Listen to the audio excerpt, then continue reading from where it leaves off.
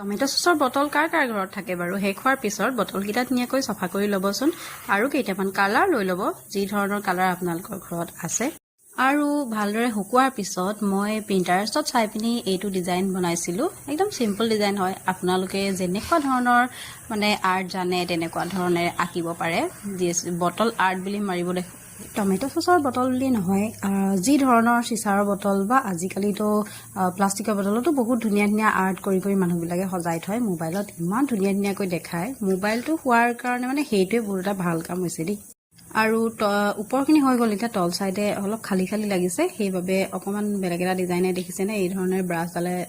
দি দিছো আৰু যিসকলে মোৰ চেনেলটো সাবস্ক্ৰাইব কৰা নাই সাবস্ক্ৰাইব কৰি ল'ব এই ধৰণৰ নতুন ভিডিঅ' চাবৰ বাবে আৰু এইটো এটা নতুন ডিজাইন হয় চাওকচোন এইডাল ডাঙৰ ব্ৰাছডালেই বনাব পাৰি এইটো এটা বেলেগ ডিজাইনৰ ফুল এইটো বটলতো তলত এই ধৰণেৰে দাগ দি গ্ৰীণ কালাৰ কৰি দিলো